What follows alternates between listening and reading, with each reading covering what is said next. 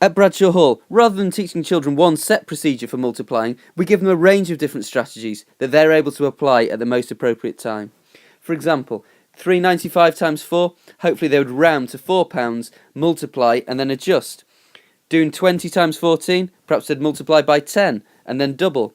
For 6.3 times 7, they could do 6 times 7, add 0.3 times 7, or possibly they'd do 63 times 7 and then divide by 10. And for 29 times 42, we'd expect they'd be able to come up with an estimate. About 30 times 40, the answer will be about 1,200. In learning to multiply two-digit numbers, there's one mistake that we often see. Children can think that if they simply multiply the tens numbers and multiply the units numbers and add those numbers together, they'll get to the answer. We address this misconception with an area model. In this case, the children will then understand they also needed to multiply the 10 by the 4 and the 7 by the 20. The grid method for this question will look a little bit like this. The numbers will be partitioned and put into a grid. All the parts will be multiplied. And then the numbers are added using a column method. The grid method can be used to answer 3-digit by 2-digit multiplications. The only problem is, it's a strategy with lots of different stages. All the numbers need to be multiplied out and carefully added. As you can understand, here there's margin for error. The long multiplication method uses the same understanding, it's just a slightly more efficient process. Here I'm going to multiply 316 by 2 and then I'm going to multiply 316 by 40. 2 6s are 12. Put the 2 down in the units column, carry the 1. 2 times 1 is 2. Add the 1, that makes 3 in the tens column, and 2 times 3 is 6.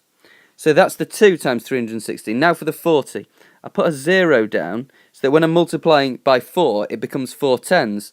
4 6s are 24, carry the 2, and put the 4 down. 4 1s are 4, add the 2, makes 6, and then 4 3s are 12. My numbers are automatically laid out in columns, so all I need to do now is add them. 13,272. Children now are expected to be able to answer 4-digit by 2-digit numbers, really checking that they're using the long multiplication method rather than the less efficient grid method. Let's work through another example. 7 8s are 56, carry the 5 and put down the 6. 7 5s are 35, add the 5, makes 40, putting down the 0 and carrying the 4. 7 1s are 7, plus the 4, makes 11. And then finally, 7 2s are 14, add that 1, 15.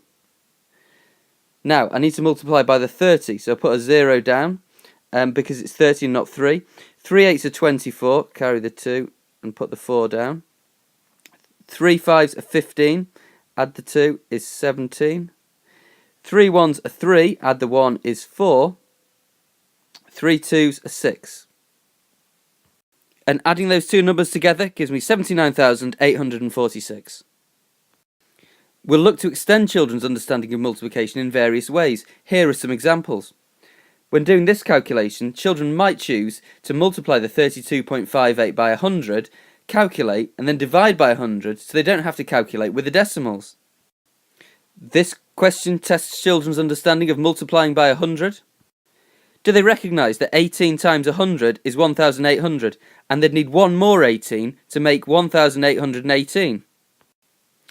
This question brings children back to their understanding of multiplication being repeated addition. They've got to realise that they need 2 fewer lots of 16. The inverse relationship between multiplication and division is tested with questions laid out in this kind of format. And children would have to work systematically to see if they can find all the possible answers to this question here, extending their understanding of multiplication.